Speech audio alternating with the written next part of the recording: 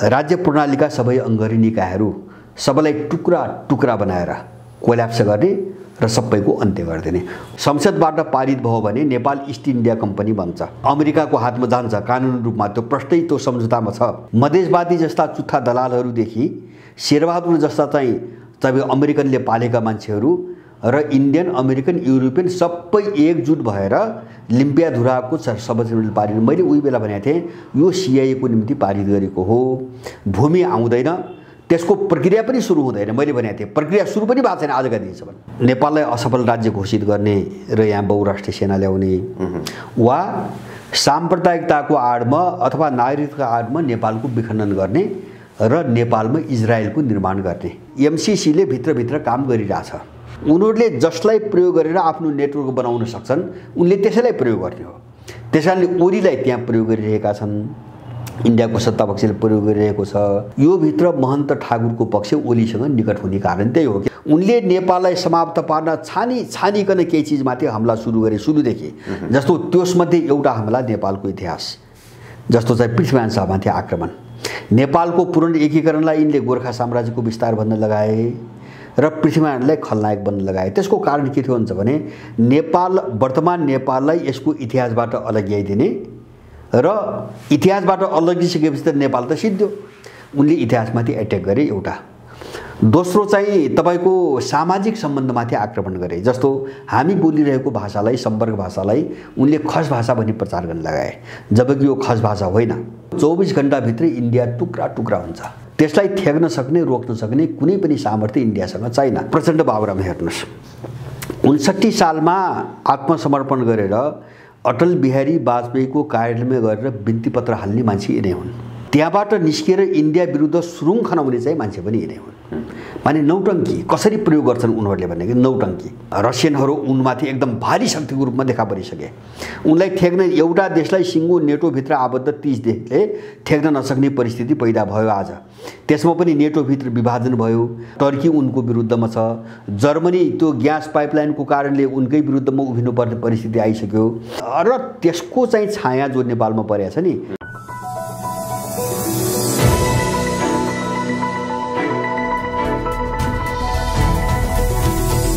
हिमाल online TV पछिल्लो नेपालको राजनीतिक घटनाक्रमको विषयमा कुराकानी गर्नका लागि राजनीतिक विश्लेषक भरत दाहाल हुनुहुन्छ। स्वागत छ दाइ यहाँलाई। हजुर धन्यवाद। 5 अगस्त 2020 को हाम्रो अन्तर्वार्तामा यहाँले भन्नुभएको थियो, त्यो अन्तर्वार्ता पनि म यहाँ लिङ्क सेयर गर्दैछु। त्यो अन्तर्वार्तामा यहाँले भन्नुभएको थियो नेपालका राजनीतिक दलहरूमा विवाद आउनेछन्, फुटसम्मको स्थिति आउनेछ र संसद भङ्ग पनि गर्न सक्छन् प्रधानमन्त्री केपी शर्मा ओलीले भन्नुभएको थियो। यो हुनुको प्रमुख कारण भने चाहिँ एमसीसी नै हो भनेर भन्नुभएको थियो। आजको नेपालको राजनीतिलाई निहालेर हेर्दाखेरि प्रधानमन्त्री केपी शर्मा ओलीको पोस्टरलाई हेर्दाखेरि उहाँ राष्ट्रवादको जगमा उभिएको जस्तो पनि देखिन्छ। राम र सीताको मूर्ति उहाँले स्थापित पनि गर्नुभएको छ, चितवनमा लगेर त्यहाँ राख्ने निर्णय पनि गर्नुभएको छ। राष्ट्रियताको जगमा उभिएको जस्तो पनि देखिन्छ। यता माधव कुमार नेपालहरूलाई पनि भटाभट कारबाही गरेको अवस्था देखिन्छ भने अर्कोतिर एमसीसी जसरी भए पनि पास गर्नुपर्छ भनेर निर्देशन दिएको जस्तो पनि देखिन्छ। पछिल्लो यो राजनीतिक घटनाक्रमलाई लिएर वास्तवमा नेपालको राजनीतिमा भइरहेको के हो अनुमान गर्न अलिकति गाह्रो अप्ठ्यारो जस्तो देखिन्छ। के हो वास्तविकता अहिले पछिल्लो राजनीतिमा देखिएको परिदृश्यहरूलाई निहाल्दा? यो जस्तो मलाई यसलाई अलिकति सबै घटनाक्रमहरूलाई राम्ररी हेर्ने हो भने यो अनुमान गर्न साह्रै गाह्रो जस्तो चाहिँ मलाई लाग्दैन। जस्तो मैले धेरै पटक के भनेको छु भने 2072 सालमा जो संविधान बन्यो, संविधान बनिसकेपछिको यताको चरण भनेको अब यिनीहरूभित्र सङ्कट बढ्दै जाने र यिनीहरू विखण्डनको दिशातिर अगाडि चाहिँ तपाईँको बढ्ने एउटा चाहिँ त्यो चरण सुरु भयो। किन भन्छ भने त्योभन्दा अगाडि कुनै विदेशीका मुद्दामा यिनीहरू खेलिरहेका थिए, मान्छेलाई थाहा थिएन। जस्तो संविधान जारी भइसकेपछि तपाईँको यिनले भनेका सबै कुराहरू चाहिँ पुरा भए हैन। जस्तो गणतन्त्रको कुरा भयो, त्यसपछि संहिताको कुरा भयो, धर्मनिरपेक्षताको कुरा भयो, संविधान सभाबाट संविधान बनाउने कुरा भयो। त्यति मात्रै हैन, बहुमतको सरकारसम्मका सबै कुराहरू पुरा भए। तर पुरा भएर यिनीहरूबाट केही हुने स्थिति त थिएन, किन यिनको चरित्रको कारणले हैन। यिन त दलाल थिए सबै। त्यसैले केही पनि हुन सक्ने, जे प्राप्त भए पनि केही पनि हुँदैन यिनको हातबाट भन्ने कुरा मान्छेले देखेको थिएन हैन। यिनले भनेका कुराहरू भएपछि त के नहुन्छ भन्ने थियो मान्छेलाई भ्रम। त्यसकारणले अब नहुने भएपछि सङ्कट चाहिँ यिनीहरूतिर फर्कियो। त्यसकारणले संविधान जारी हुँदासम्मको अवधि नेपाल विरुद्ध चाहिँ थोपरिएको सङ्कटको एउटा चाहिँ उत्कर्षको अवधि हो र संविधान जारी भएपछिको अवधि यो विदेशीले परिचालन गरेका दलालहरूभित्रको सङ्कटको सुरुवातको हो। अब त्यो बढ्दै जान्छ र त्यो सङ्कटले के गर्छ भन्छ भने यिनीहरूभित्र विग्रह विखण्डन टुटफुट हैन सारा गर्छ। मैले 1 वर्ष अगाडि नै भनेको थिएँ। अब यसो किन भयो त भन्छ भने मैले बारम्बार भनेको छु, जस्तो संविधान जारी भइसकेपछि अब एउटा त संविधान भित्रकै विषयवस्तु को कोणबाट र दोस्रो दलहरूभित्र जुन समीकरण विकास भयो, जस्तो काङ्ग्रेसभित्र जुन समीकरण विकास भयो आन्तरिक रूपमा, एमाले माओवादीको एकता भयो त्यहाँभित्र जुन समीकरण विकास भयो, अथवा राप्रपाहरूभित्र जुन विकास भयो, मधेसवादी, अब त्यो समीकरण चाहिँ यी विदेशीहरूको निम्ति काम गर्नुको निम्ति गत्यावरोध हुँदै गयो, झन्झन बोझिलो भयो क्या हैन। जस्तो अब उनीहरूले चाहिँ हाम्रो समस्या सुल्झाउलान्, हाम्रो काम गर्लान् भन्ने हिसाबले एउटा एकताको प्रक्रियामा लगे, सुरुमा हेरे। अब त्यो चाहिँ सम्भव भएन हैन। अब त्यो सम्भव किन भएन भन्छ भने विश्वमा बढ्दै गएको ध्रुवीकरणको कारणले त्यसको असर यहाँको पोलिटिक्समा जुन पर्न थाल्यो नि, अब त्यसले गर्दाखेरि दलहरू पनि चाहिँ समस्या बन्दै गए। अब संविधान पनि चाहिँ समस्याको विषय बन्दै गयो, राज्य प्रणाली पनि एउटा समस्याको विषय बन्दै गयो। त्यसपछि उनीहरूले अब आफ्नो अनुकूल एउटा नयाँ समीकरणको खोजी गर्नुपर्ने परिस्थिति आयो। मैले भन्न खोजेको जस्तो अमेरिकनहरूलाई चाहिँ उसको काम गर्ने तत्त्वहरू सबैतिर उनले छान्नुपर्ने स्थिति आयो र तिनको एउटा एलायन्स बनाउने बाहिर र सरकार चाहिँ हत्याउने। जस्तो इन्डियनहरूको त्यही समस्या आयो, युरोपियनहरूको त्यही समस्या आयो। यसले ल्यायो यिनीहरूभित्र विभाजन हैन। एउटा तत्त्व चाहिँ तपाईको युरोपियनले चलाछ, अर्को तत्त्व अमेरिकनले चलाछ, अर्को तत्त्व चाहिँ इन्डियनले चलाछ। अब यिनी सबैलाई आफ्ना खालका चाहिँ निकास चाहिएका छन्। अब त्यो अहिले भएका दलहरूबाट नभएपछि तिनलाई त तोड्नु पर्यो हैन। जस्तो माओवादी र एमाले जुटाए नि, अब केही काम गर्नुको निम्ति सोचको निम्ति जुटाए, त्यही काम नै भएन। जस्तो एमसीसी रोक्यो, तपाईले उठाउनु भयो, एमसीसी रोक्यो हैन। अब एमसीसीको गत्यावरोध कसरी खोल्ने त भन्दाखेरि त्यो तोडेर नयाँ समीकरण बनाउने, ताकि त्यो चाहिँ अगाडि बढ्ने एउटा वातावरण बनोस्। त्यसकारणले गर्दाखेरि अब यिनीहरूको यो समस्या चाहिँ जो आइरहेछ नि, यो समाधान हुँदैन, यो विखण्डनमै जान्छ, विसर्जनमै जान्छ, यो समाधान हुँदैन भन्ने कुरा झन् पछि चाहिँ हामीले देखिरहेछौँ। हिजो एमाले माओवादी, एमालेभित्र माधव नेपाल र केपी ओली, अब चाहिँ तपाईँको बाबुराम उपेन्द्र चाहिँ महन्त ठाकुर, राप्रपाभित्र पनि त्यही हाल अगाडि बढिरहेछ भनेपछि सबैको विघटन अब चाहिँ अनिवार्य प्रक्रिया हो, अबको अनिवार्य प्रक्रिया हो। एउटा चिज हामीले यो बुझ्नुपर्छ, यो उनीहरूभित्र सुरु भएको सङ्कटको नतिजा हो। दोस्रो कुरा तपाईले एउटा प्रसङ्ग उठाइहाल्नुभयो एमसीसीको। अब एमसीसी अहिले फेरि चाहिँ तपाईँको केपी ओलीको मुखबाट निस्क्यो र त्यो पनि कुन बेला उस्क्यो भन्छ भने तपाईँको नेपाल काठमाडौँमा चाहिँ अमेरिकाको एउटा युद्धक विमान तपाईँको अवतरण गरेको समाचार पनि आयो। सायद मलाई लाग्छ त्यो साङ्केतिक रूपमा आफ्नो ताकत अथवा प्रेसर देखाउनुको निम्ति चाहिँ क्रिएट गर्नुको निम्ति त्यो ल्याएको हुनसक्छ। अब त्यसपछि यी एमसीसीका चर्चा पनि बढी भइरहेछन्। अब अहिले अमेरिकनहरूको कस्तो छ भन्छ भने उनीहरू सायद यो इतिहासमा, अमेरिकाको यो तपाईँको इतिहासमा सबैभन्दा ठुलो सङ्कटको दौरबाट गुज्रिरहेका छन् हैन। जस्तो दक्षिण चीन सागरमा चीनसँग त उल्झिरहेकै थिए, अब अहिले युक्रेनको मसला लिएर रसियनहरूसँग चाहिँ कतिखेर चाहिँ मुठभेड हुन्छ भन्ने खालको वातावरण बनिरहेछ। अब त्यस्तै गरेर उनीहरू एकातिर चाहिँ यो उदयमान शक्तिहरूसँग उनको टक्राव बढ्दै जानु, एउटा कारण बढ्दै जानु। दोस्रो चाहिँ हिजोको जो एलाइ थियो, जो गठबन्धन थियो, त्यो भित्र चाहिँ ठुलो विभाजन आइरहेछ। जस्तो जर्मनी, युरोपको पावर हाउस भनेको सबभन्दा ठुलो शक्ति भनेको जर्मनी हो। अब जर्मनीसँग लगभग सम्बन्ध टुट्छ कि भन्ने खालको परिस्थिति आइसकेको छ। त्यो के कारणले भन्छ भने रुससँग यो प्राकृतिक ग्यास को जो पाइपलाइन समुद्रको भित्री तहबाट अगाडि बढाएको छ जर्मनीसम्म पुर्याउने त्यो रोक्नुपर्छ भन्ने अमेरिकनहरूको माग छ।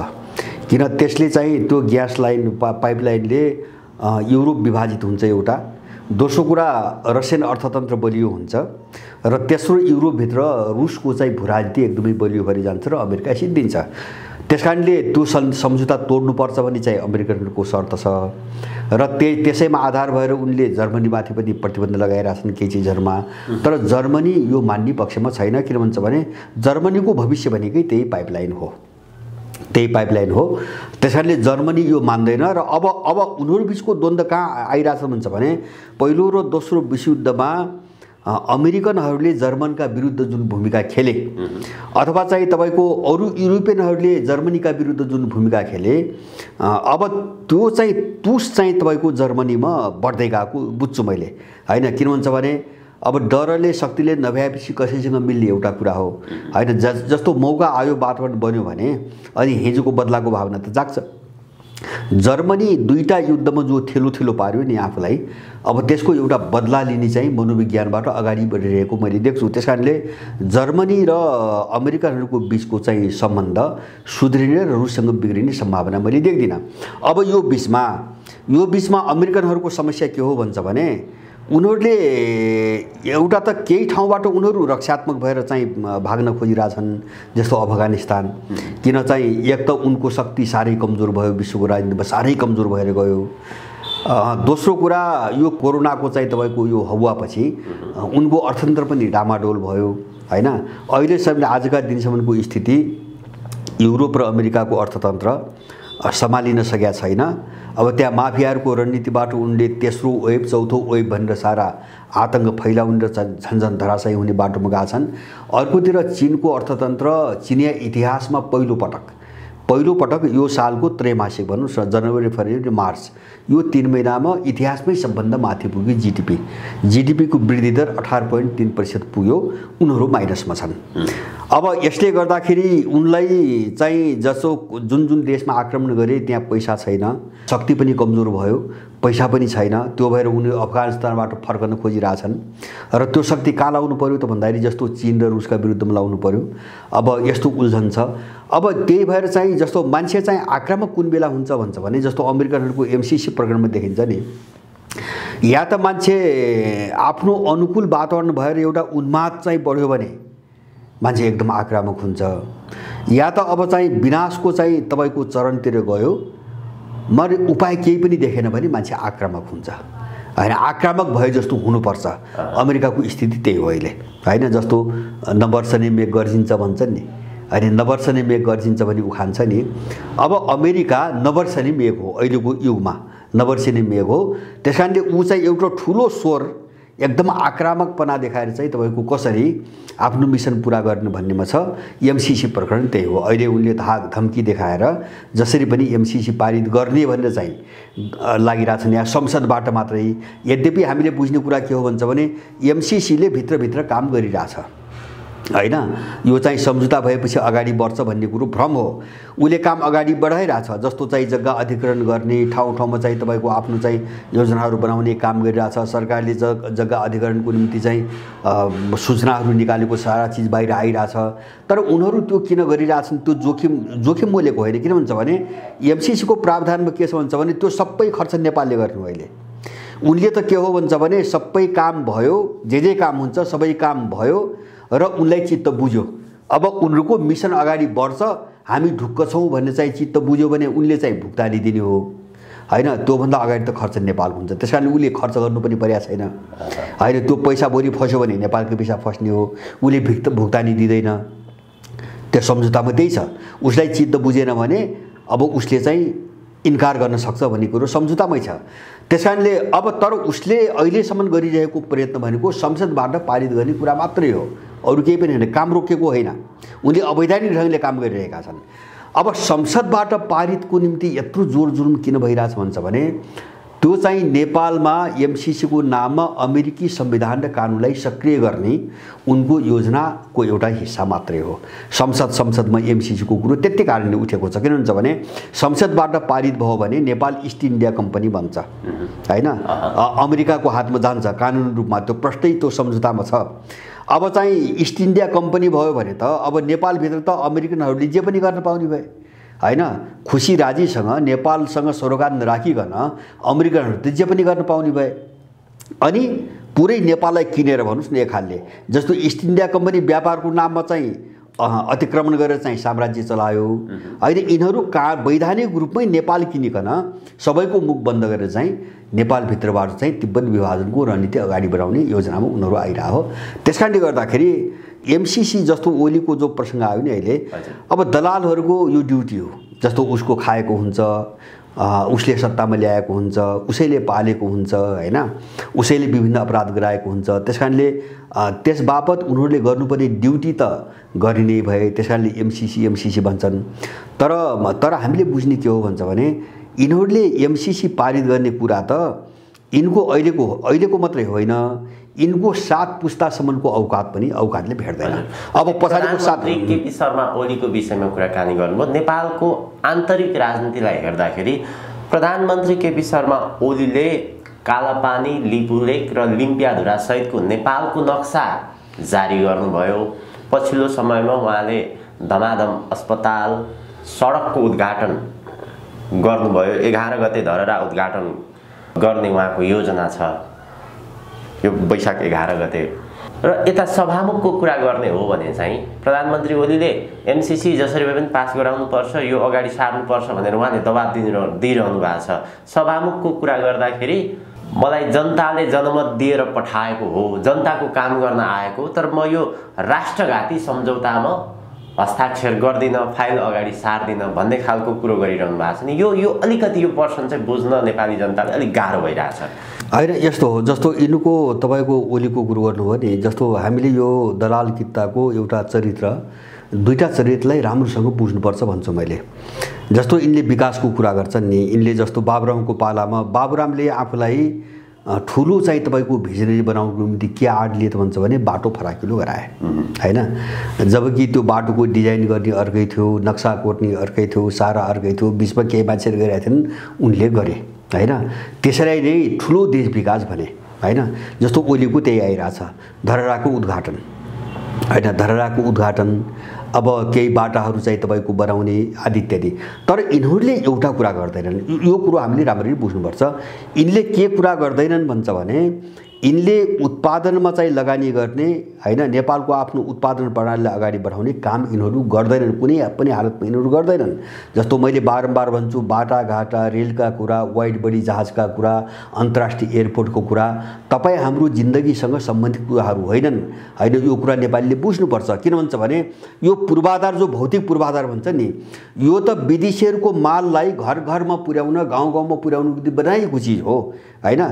अब यसबाट हामी केही पाउँदैनौँ हैन। मान्छेको सानो दिमागले चाहिँ गाडी चढ्न पाइयो भन्ला बेग्लै कुरा हो हैन। तर मान्छे त कहाँ छ भन्छ भने 80 लाख त मान्छे त साँझ बिहान खानुको निम्ति त विदेशमै छ हैन। त्यहाँ चाहिँ तपाईँको कुल्लीगिरी नगरेर अथवा विदेशीको चाहिँ सेवा नगरेर, काम नगरेर खान पाउने हालत त नेपाली त छैन। त हो, यो पाटोमा यिनीहरूबाट लगानी हुँदैन। हामी यसमा प्रष्ट हुनुपर्छ। यहाँ आफ्ना स्वदेशी उद्योग धन्दा पनि खोल्दैनन्, राष्ट्रिय अर्थतन्त्रलाई यिनीहरूले संरक्षण पनि गर्दैनन्, यहाँ उत्पादन जस्तो खाद्यान्न लगायत उत्पादन पनि अगाडि बढ्दैन, त्यसको निम्ति बजेट दिइँदैन हो। त्यसकारणले गर्दाखेरि नेपालको परनिर्भरतालाई चाहिँ झन्झन बढाउँदै जाने र भौतिक पूर्वाधारको नाममा विदेशी माल बढीभन्दा बढी नेपालमा कसरी आउँछ त्यसको निम्ति एउटा वातावरण बनाउने यिनको विकासको मोडेल त्यो हो, विकासको सिद्धान्त त्यो हो, एउटा चिज। दोस्रो चाहिँ तपाईँले ओलीको राष्ट्रवादको कुरा गर्नुभयो हैन। जस्तो एउटा दलाल क्यारेक्टर के हुन्छ, ओलीको मात्र हैन, यो दलालको क्यारेक्टर के हुन्छ भने अत्यन्त हीन हैन, तपाईँको अत्यन्तै चाहिँ त्यो कुण्ठित मानसिकता हुन्छ यिनीहरूको हैन। अब बाहिर चाहिँ लाटाकाटा मान्छेलाई देखाउनुको निम्ति ठुला कुरा गर्नुपर्ने पनि हुन्छ, तर औकात त हुँदैन हैन। औकात भने त विदेशीको चाहिँ जुत्ताको तलुवा हो, औकात भनेको जुत्ता मुनिबाट बस्ने तलुवा हो। तपाईँ एउटाको मात्र हैन, सरसर्ती म यिनी सबैको उदाहरण दिन्छु। जस्तो प्रचण्ड बाबुराम हेर्नुहोस्, 59 सालमा आत्मसमर्पण गरेर अटल बिहारी वाजपेयीको कार्यालयमा गएर बिन्ती पत्र हाल्ने मान्छे यिनै हुन् हैन। रोएर बिन्ती पत्र हाल्ने मान्छे यिनै हुन्। त्यहाँबाट निस्केर इन्डिया विरुद्ध सुरुङ खनाउने चाहिँ मान्छे पनि यिनै हुन्। माने नौटङ्की कसरी प्रयोग गर्छन् उनीहरूले भनेको नौटङ्की हैन। अब बिन्ती पत्र हालेर इन्डियाको विरुद्धमा सुरुङ खनाउने कुरा कति अन्तर छ, कति ठुलो चाहिँ अन्तर छ। माने मान्छेलाई कसरी चाहिँ चकमा दिने भन्छ नि उनीहरू, मान्छेलाई कसरी बेकुफ बनाउने भने चाहिँ एउटा किन दलालको चाहिँ राजनीति हुँदैन क्या, किन ऊ मूल्यमा लडेको हुँदैन, उसको कुनै सिद्धान्त हुँदैन, उसको कुनै मूल्य हुँदैन, उसको कुनै भिजन हुँदैन। त्यस कारणले ऊ के गर्छ भन्छ भने मान्छेहरूलाई बेकुफ बनाएर चाहिँ तपाईँको नेतागिरी गर्छ। एउटा उदाहरण उनीहरूको मैले शेरबहादुरको उदाहरण हेर्नुहोस्। अब एक चिनको नीतिमा बारम्बार चाहिँ तपाईँको प्रतिबद्धता जनाउने मान्छेहरू हुन् उनीहरू हैन। अब तिब्बत ताइवान सबै चिनकै अङ्ग हुन् भनेर बारम्बार चाहिँ प्रतिबद्धता जनाउने मान्छे हुन् जनाउने। अनि परार एकचोटि चाहिँ तपाईँको गोवामा चाहिँ यो दलाई लामाको कार्यक्रम भयो हैन। अब उसको चाहिँ प्रधानमन्त्री आएको थियो, उसँग गएर एउटै मञ्चमा बसेर चाहिँ तपाईँको तिब्बत विभाजनको एउटा कार्यक्रममा गएर चाहिँ सामेल हुने हैन। त्यो समाचार नभन्ने उनीहरूले चाहिँ फोटासोटा राखेपछि मात्रै दलाई लामाको प्रधानमन्त्रीको ठ्याक्कै सटेर बसेको एउटा फोटो आयो। नीतिको कुरा गरेँ मैले, जस्तो केपीको भन्नुहोस् तपाईँको। अब अहिले राम सीताको कुरो उछालिरहेछन्, देशभक्ति हैन, यो अपराधीहरूको चाहिँ मानसिकताको कुरा मैले गरेको होइन। यिनीहरू कति अपराधी मानसिकताका हुन्छन् भन्ने बुझ्नको निम्ति यस्ता चिजहरू हामीले हेर्नुपर्छ।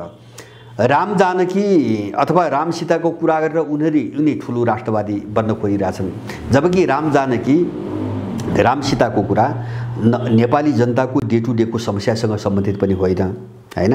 अब त्यसले हाम्रो राष्ट्रियताको ठुलै समस्या हल गर्ने पनि होइन।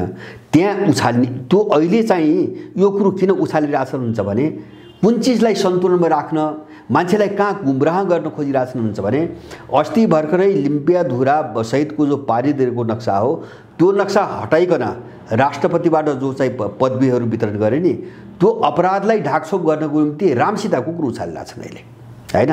जस्तो राष्ट्रपतिले तकमा प्रदान गर्दाखेरि नेपालको नक्सा त पुरानै नक्सा राख्यो, त्यहाँ तकमामा पुरानै नक्सा राख्यो, यत्रो विरोध भयो, लिम्पियाधुरा सहित पारित भएको नक्सा कहाँ गयो?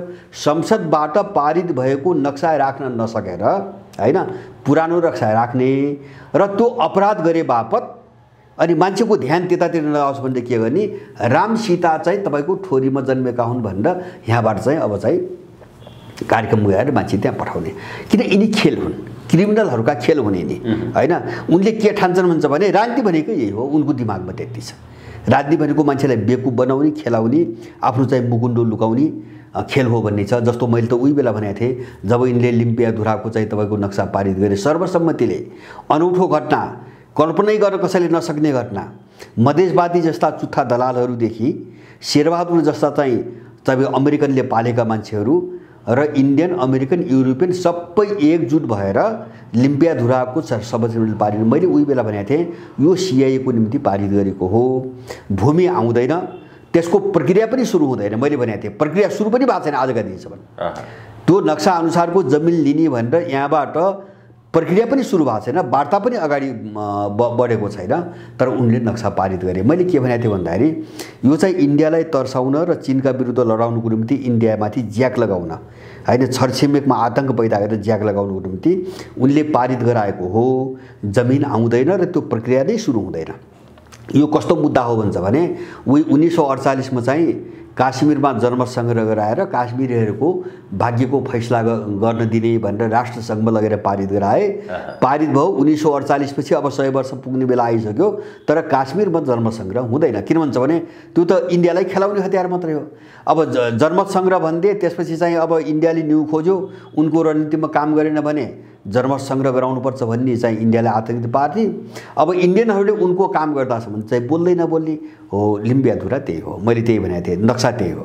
त्यसकारणले गर्दाखेरि अब यिनको राष्ट्रवाद, अब यिनको चाहिँ तपाईँको देशभक्ति, अब मान्छेले कसरी बुझ्छ चाहिँ आफ्नो कुरा हो हैन। तर यिनीहरू सबै दलाल हुन्, मात्राको अन्तर हो। यिनीहरू विदेशी दलालै हुन्। मैले चाहिँ एउटा प्रसङ्ग आउनुभयो, अहिले चाहिँ अग्नि सापकोटाको कुरा निकाल्नुभयो। अब कृष्ण महरा पनि यसैमा शिकार भएको हो। माओवादी मात्रै होइन, एमाले भित्र पनि, काङ्ग्रेस भित्र पनि, जस्तो एमसीसी देशका विरुद्धमा छ, यसले यसलाई देशलाई इस्ट इन्डिया कम्पनी बनाउँछ भन्ने मान्छे धेरै छन्, सबैतिर छन् हैन। अब सापकोटा कुकुर पनि त्यही हो, उनी चाहिँ देशभक्तिको मामिलामा खराब हुन् भनी चाहिँ मलाई लाग्दैन मेरो व्यक्तिगत अनुभवमा, तर प्रचण्डको त्यो होइन। जस्तो एकदम सापकोटाले अडान दिनु भएको छ नि, पद गए जाओस् तर म यो राष्ट्रघाती सम्झौता गर्दिन भनेर भन्नुभएको। अब त्यो दुईटा कोणबाट एउटा चाहिँ उनको गुटगत लडाईँको कुरा पनि जोडियो त्यहाँ हैन, जस्तो केपी ओलीसँग लडाईँको कुरा पनि जोडियो। दोस्रो चिज चाहिँ तपाईको हिजो चाहिँ एमाले माओवादी सँगै हुँदाखेरि जो चाहिँ तपाईको विवाद हो एमसीसी विषयमा, अब त्यो ध्रुवीकरणले पनि काम गरेको छ र अब चाहिँ त्यो पार्टी आफ्नो साथमा राखिराख्नुको निम्ति त्यहाँ भएका मान्छेहरूले फेरि छोडेर नजाउन् भन्नुको निम्ति प्रचण्डको चाहिँ एउटा दोगला नीति चाहिँ देखिन्छ।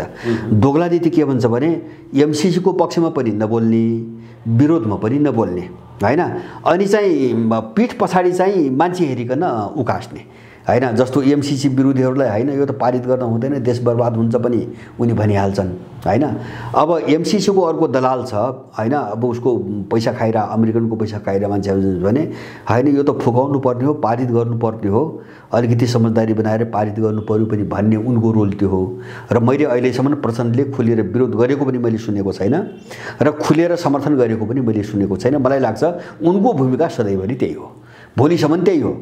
त्यसकारणले गर्दाखेरि त्यो भन्दा पनि चाहिँ मुख्य चीज के हो, हामीले मैले भने नि यिनीहरूको ड्युटीको कुरा भयो हैन, ड्युटीको कुरा भयो मैले अघि नै पनि भने, तर यिनको 7 पुस्ताले पछि पनि चाहिँ यो पारित गर्न सम्भव छैन, मैले सम्भव देख्दिनँ। किन भन्छ भने मैले भने नि दक्षिण चीन सागर चीनसँगको सम्बन्ध अमेरिकनहरूको, रुससँग पछिल्लो सम्बन्ध हैन, यो सबै चिज हेर्दाखेरि के देखिन्छ भन्छ भने अब एमसीसी पारित गर्ने हो भने त्यो चाहिँ चीन र रुसका विरुद्धमा युद्धकै घोषणा हो, मैले बुझेको त्यति हो, युद्धको घोषणा गर्ने हो हैन। त्यो घोषणा भयो भने यिनीहरू कहाँ पुग्छन्, यिनीहरू 2-4 मिनेटमै कहाँ पुग्छन् भन्ने यिनलाई राम्रोसँग चाहिँ अनुमान छ, यिनले बुझेका छन्। त्यसकारणले गर्दाखेरि उनको त्यो कर्मकाण्डी भाषा हो, कर्मकाण्डी भाषा हो। अब साथसाथै हामीले सुनिरहेछौँ त्यो न्युज आइरहेछन्, अब एकातिर एमसीसी पारित जस्तो के ओलीले चाहिँ उसलाई दोष लगाछ हैन, किन सभामुखलाई दोष ल्याउने, अर्को कुनै विधि होला नि त, जबरजस्ती संसदमा पेश गर्ने कुनै विधि छैन अर्को, गरे भइगयो नि। अथवा चाहिँ तपाईँको जस्तो एमसीसी संसदबाट कुनै अर्को प्रक्रिया होला के होला, मलाई त्यो कानुनी कुरो थाहा छैन हैन। मधेसवादीहरू सबै त्यसको पक्षमा, काङ्ग्रेस सबै त्यसको पक्षमा, केपी ओली त्यसको पक्षमा भएपछि अनि संसदमा लगे हुँदैन, पारित गरे हुँदैन हैन। बाटो त धेरै छन् नि, तर उनीहरू त्यो गर्दैनन्, त्यो गर्ने सामर्थ्य उनीहरू राख्दैनन्। त्यसकारणले गर्दाखेरि अब एकातिर त्यो पनि गरिरहेछन्, अर्कोतिर भर्खरै तपाईँ समाचार बाहिर सुन्दै हुन्छ रुसी भ्याक्सिन चाहिँ तपाईँको नेपालमा चाहिँ लगाउने भन्ने चाहिँ स्वीकृति दियो भनेर हिजो मात्रै समाचार आइरहेछ। अब भनेपछि सजिलो छैन हैन, किन दलाल जता पनि चाहिँ तपाईँको के अरे चाहिँ अब जी हजुर भन्ने आफ्नो बचाउ गर्ने हो, चरित्र यिनको त्यही हो, बचाउ हो। उनीहरू चिनियाहरूसँग चाप्लुसी गरेर पनि आफ्नो बचाउ गर्छन्, रसियनसँग पनि त्यही हो, अमेरिकन युरोपियन इन्डियन त पाल्ने नै भए उनलाई त्यो गर्नु नै पर्यो। योभन्दा बढी चाहिँ यसको अर्थ केही चाहिँ मैले चाहिँ देख्दिनँ। एमसीसी जसरी चर्को रूपमा एमसीसीको विषय उठिरहेको छ, एमसीसी पास हुँदैन भन्ने विषय नै हो, तर अमेरिकाले चाहिँ के गर्छ, उसले जति लगानी गरेको छ व्यक्तिलाई होस् दललाई होस् अथवा अन्य प्रोजेक्ट मार्फत अमेरिकाले के गर्छ पास भयो? होइन, अमेरिकाले लगानी गरेको छैन, यो एउटा फर्मको बुझाइ गलत हो है। जस्तो अमेरिकाले लगानी गरेको छ, तर त्यो कस्तो शर्तमा मैले पहिले भने नि, त्यो सबै बेहोरी नेपालले हो अहिले। त्यस कारण यिनी जसलाई पैसा खुवाएको छ त्यो नेपालको कोषबाट गइरहेको छ, यहाँको कोषबाट। अमेरिकाको कुरो त के हो भन्छ भने एमसीसी पुरा भयो र पुरा भएर पनि यो ठिक छ भनेर उसले ओके गर्यो भने मात्रै उसले भुक्तानी दिने हो, प्रावधान त्यस्तो छ। अब एकछिन मान्नुहोस् तपाईँको ल चाहिँ एमसीसीका चाहिँ ट्रान्समिसन लाइन बने, एकछिन मान्नुहोस् ट्रान्समिसन लाइन बने, त्यो त नेपालको पैसाले बनाउने हो, ट्रान्समिसन लाइन बन्यो। अब चाहिँ अनि एमसीसीलाई ल भुक्तानी दिए भनेर चाहिँ यिनीहरूले माग गर्न दिन उसले हेऱ्यो, अब चलखेल गर्नु त अब सकिँदैन, चीन विरुद्ध हैन एउटा ठुलै ऊ बनाउनु त सकिँदैन भने उसलाई लाग्यो भने उसले रिजेक्ट गरिदिन सक्छ, बने पनि रिजेक्ट गरिदिन सक्छ। गर्यो भने त्यो पैसा नेपालको फस्छ, अमेरिकाले दिँदैन, उसले एक पैसा पनि हालेको छैन। त्यसैले यिनले जो घुस खुवाएका छन् हामी बेहोरौँला भनेर नेपालको कोषबाट दिएको घुस हो यो हैन। जस्तो यिनी दलदेखि ओली ग्याङ अथवा चाहिँ काङ्ग्रेसको ग्याङ, मधेसवादी ग्याङ अथवा चाहिँ बौद्धिक भनिन्छ नि भेडा बाख्रा जस्ता हैन, डिग्री देखाएर म विद्वान हो भने भेडा बाख्रा जस्ता गोठमा उल्ने मान्छेहरू हो, यिनी सबैले खाएको पैसा नेपालको कोषबाट हो। त्यसकारणले अमेरिकनहरूको चाहिँ लगानी डुब्दैन नेपालमा, सम्झौता त्यस्तो छ। उनको मात्रै के हो भन्छ भने मैले भने नि जस्तो उनले प्रावधान धेरै राखेका छन्, जस्तो संसदमा लग्न त्यो त एउटा संवैधानिक चाहिँ मान्यता प्राप्त गरेर नेपाललाई ईस्ट इन्डिया कम्पनी बनाउने योजना मात्रै हो संसदमा लग्ने भनेको कुरो हैन। अरू सम्झौता ओके गर्नको निम्ति संसदमा लग्नु पर्दैन, किन अनुदान नेपालको इतिहासमा कहिले संसदबाट पारित पनि गरिएको छैन हैन। तर त्यहाँ जे शर्त छन् नि त्यो समान्तर सरकार चलाउने शर्तहरू छन् हैन। जस्तो मैले भने नि अब एमसीसीले कुनै पनि पक्षसँग, कुनै पनि देशसँग, कुनै पनि कम्पनीसँग बाहिरका कुनै सम्झौता गर्नु पर्यो भने आफू खुसी जे पनि सम्झौता गर्न सक्ने भन्ने छ। नेपाल सरकारको त्यहाँ हस्तक्षेप हुन नसक्ने भयो। मैले पहिले पनि भनेको छु, त्यही प्रावधानलाई टेकेर उसले चाहिँ अमेरिकन सेना यहाँ बोलाउने हो हैन, उसले एग्रिमेन्ट गर्न पाउँछ। जस्तो अफ्रिकामा भएको समस्या त्यही हो। उनले त्यो शर्त अन्तर्गत के गरे भन्छ भने त्यहाँको सबै जमिन कब्जा गरेर धमाधम विदेशी र विदेशी कम्पनीहरूलाई चाहिँ वितरण गरिदिए, बेचिदिए, जसले गर्दाखेरि सारा अफ्रिकनहरू भूमिहीन भएर निस्के। त्यसपछि विद्रोह सुरु भयो अफ्रिकामा। यो सबै काम गर्नको निम्ति उनीहरूले चाहिँ संसदमा लग्न खोज्या हो। अब संसदमा नलग्दासम्म त संवैधानिक निकायको मान्यता त्यसले पाउँदैन हैन हो। अब त्यो समस्या हल गर्नको हो। तर त्यो भने के हो भन्छ भने एउटा ठुलो युद्धको चाहिँ तपाईको चुनौती हो। त्यो गर्न सक्ने, त्यो बेहोर्न सक्ने चाहिँ क्षमता, ल्याकत, त्यो सोच, त्यो स्तर यिनीहरूको होइन भन्ने मलाई लाग्छ। त्यसैले अब संसदको प्रकरण अब उठ्छ, बारम्बार भोलि पनि उठ्ला हैन। तर यिनीहरूको देख्छौँ त हामी हिजो पनि उसले हुँदैन के अरे महारानी हुँदैन भने कराए हैन। अब त्यसपछि बीचबीचमा चाहिँ यिनका चाहिँ पार्टीका चाहिँ थाई समितिका बैठकहरू, सचिवालयका बैठकहरू बोलाए, बैठकमै जाँदैन। अब अहिले पनि एमसीसीको कुरो उठाउने बित्तिकै उनले संसद चाहिँ तपाईँको अन्त्य गरे हैन। के देखाएका छ अहिले हैन। अमेरिकनहरूको चाहिँ ड्युटी पुरा गरे जस्तो पनि गर्ने, अनि त्यो बोलेको चाहिँ 3 दिनपछि चाहिँ तपाईँको संसद पनि स्थगित गरिदिने भनेपछि त भाग्न न खोजिरहेछन्। त्यो त बुझिन्छ नि हैन। ड्युटी पनि चाहिँ तपाईँको निर्वाह गरेको देखाउने, अब पेन्सन पनि खोज्ने, किन ठेक्न सक्ने स्थिति छैन, ठेक्न सक्ने स्थिति छैन। एमसीसी भनेको यिनीहरूको लागि निल्नु न ओगल्नु हो। त्यो नै यिनको काल हो। तपाईँले अघि नै भन्नुभयो नि, अब यो काम अगाडि बढेन भने यिनी कहाँ फसे भन्छ भने अब यो अगाडि बढाउने त्यसबाट पनि यिनी सुरक्षित छैनन्। अब अगाडि बढाउन नसक्ने हो, त्यसमा पनि यिनी सुरक्षित छैनन्। दलालको चाहिँ नीति हो के त्यो। किन दलालले चाहिँ, दलाल क्यारेक्टर के भन्छ भने अब जसको पनि खाएर जसको पनि काम गर्नुपर्छ हैन। यता पनि खाएको छ, उता पनि खाएको छ, सबैको काम गरिदिन्छु भनेको छ, आश्वासन दिएको छ, फाइदा लिएको छ। अब त्यो त असुल छ भोलि मान्छेले हैन, उसले त छोड्दैन। त्यसकारणले गर्दाखेरि यिनीलाई निल्नु न ओगल्नु भयो। तर यो सम्पूर्ण वैश्विक जो चाहिँ विश्वव्यापी रूपमा जो ध्रुवीकरण अगाडि बढिरहेछ, मैले सुरुमै भने अन्तर्राष्ट्रिय पावरहरूको जो चाहिँ प्रभाव सन्तुलनको जो दृश्य देखिँदैछ नि, यो सबै चिजले चाहिँ अमेरिकनहरूले जति जोर जबरजस्ती गरे पनि या एमसीसी पारित गराउन सक्छन् भन्ने चाहिँ मलाई विश्वास छैन। हजुर, नेपालको राजनीतिको अबको प्रस्थान बिन्दुको विषयमा कुराकानी गर्दाखेरि ठ्याक्कै क्लियर पिक्चर चाहिँ देखिया छैन। कतातिर जान्छ त राजनीति भन्ने विषय। कतिपयले अब यो सरकार अगाडि बढ्न सक्दैन, प्रधानमन्त्री केपी ओलीको विकल्प अथवा उनले चाल्ने कदम भनेको फेरि पनि संसद भङ्ग नै भन्ने खालका कुराहरू आइरहेका छन्। चुनावमै जान्छ भन्ने खालको कुराहरू पनि आइरहेका छन्। यद्यपि चुनाव हुने वातावरण पनि देखिया छैन अहिलेको परिस्थितिमा। यता वैकल्पिक सरकारका कुराहरू पनि उठिरहेका छन्। सँगसँगै पूर्व राजा ज्ञानेन्द्र शाहको सक्रियता पनि बढाएको छ। यी सम्पूर्ण परिघटनालाई कसरी लिन सकिन्छ? खास नेपालको राजनीतिको अबको प्रस्थान बिन्दु चाहिँ के हो खास? अब हेर्नुहोस्, यो जस्तो कतिपय मान्छेहरूको बुझाइ एकदमै सरल र सपाट ढङ्गले बुझ्न खोज्छन्। अब यो राजनीतिक जटिलता त्यस्तो हुँदैन। जस्तो मैले पहिले पनि भनेको छु, अबको चरण एउटा अराजकता र अस्तव्यस्तताको उत्कर्षको चरण हो। एक चरण त्यो आउँछ र मैले यससँग अर्को के पनि भनेको छु भन्छ भने यो बिचमा हाइब्रिड कन्फ्लिक्ट हैन, अथवा चाहिँ एउटा छद्म खालको द्वन्द्व क्या, माने भित्र एक चिज हुन्छ, बाहिर अर्को चिज देखाएर हैन। अब भित्र चाहिँ एउटा मिसनमा चाहिँ विभिन्न फ्याक्टर लडिरहेको हुन्छ नि एउटा मिसनमा, तर बाहिर देखाइन्छ अर्को कुरा। जस्तो अहिले के देखाइएको छ? संविधान देखाइएको छ, संसद देखाइएको छ हैन।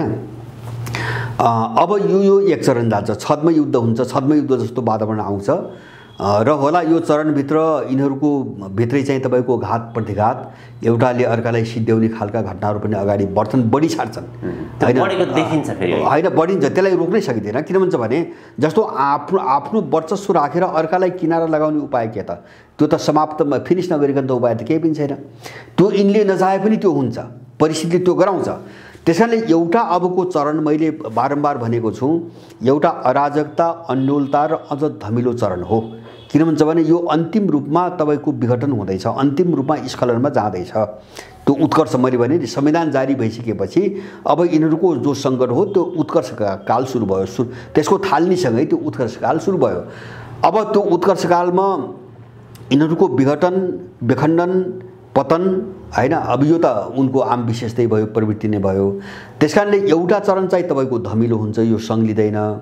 यो धमिलो के कारणले हुन्छ त भन्दै सङ्लिनको लागि हुन्छ, सङ्लिनको लागि हुन्छ। जस्तै विश्वव्यापी रूपमा तपाईँको हेर्दा अहिले चाहिँ पुरानो शक्तिका विरुद्धमा जो एउटा बहुध्रुवहरू बनिरहेछन् नि होइन, जस्तो चिनिया ध्रुव, रसियन ध्रुव, अहिले युक्रेनसँग आउँदाखेरि रसियनहरू उनमाथि एकदम भारी शक्तिको रूपमा देखा परिसके। उनलाई ठेक्न, एउटा देशलाई सिङ्गो नेटोभित्र आबद्ध 30 देशले ठेक्न नसक्ने परिस्थिति पैदा भयो आज। त्यसमा पनि नेटोभित्र विभाजन भयो होइन, टर्की उनको विरुद्धमा छ, जर्मनी त्यो ग्यास पाइपलाइनको कारणले उनकै विरुद्धमा उभिनुपर्ने परिस्थिति आइसक्यो। अब एउटा यो ध्रुवीकरण र त्यसको चाहिँ छाया जो नेपालमा परेको छ नि, त्यसबाट हुने ध्रुवीकरण। किन भन्छ भने यहाँको सङ्कट त यहाँभित्रको अरू कुनै कारणले भएको त होइन, रणनीति त उनकै हो, इन्डो पश्चिमा शक्तिहरूकै रणनीति हो। अनि नेपाललाई यहाँसम्म ल्याउनुको निम्ति यिनले दरबार हत्याकाण्ड, दासढुङ्गा हत्याकाण्डदेखि लिएर 10 वर्षीय युद्ध, बारमती समझदारी, धेरै चिज गरेका छ। त्यसकारणले गर्दाखेरि अब यो बिन्दुसम्म आइसकेपछि अब यो विघटनतिर जाँदाखेरि अब एउटा अत्यन्तै अझ धमिलो चाहिँ एउटा चरण आउँछ र हुने त्यही हो। जस्तो केपी संसद विघटन होइन, उपाय छैन, अर्को उपाय नै छैन होइन। मैले पहिले पनि भनेको थिएँ, एकचोटि कोसिसले होइन, जस्तो ओलीले एकपटक सुरुमा अध्यादेशबाट कोसिस गरे, त्यहाँ असफल भए होइन, दोस्रो पटक संसद विघटन गरे। र त्यो विघटन पनि अब कुनै कसैको ताकतले अथवा केही चिजले पुनर्स्थापित भएको होइन, मलाई त्यस्तो पनि लाग्दैन। तर खेललाई अलिकति सहज बनाउनुको निम्ति पुनर्स्थापना गरियो। त्यो पुनर्स्थापना के हो भन्छ भने विघटनकैसँग जोडिएको कडी हो त्यो होइन। त्यो पुनर्स्थापनाको अदालतको निर्णय पनि त्यो अब अर्को चाहिँ विघटनको कदमसँगै जोडिएको कडी हो। त्यसैले संसद विघटनको चाहिँ विकल्प उनीसँग छैन होइन। उनको ग्याङ, उनलाई परिचालन गर्ने विदेशीहरूको चाहिँ तपाईँको मिसन अगाडि बढाउने हो भने संसद विघटनको चाहिँ विकल्प छैन। किन भन्छ भने मैले अघि नै पनि तपाईँसँग भने दलहरू गत्यावरोध भए होइन, बाधा भए, सबैको निम्ति निकास ननिस्किने भयो।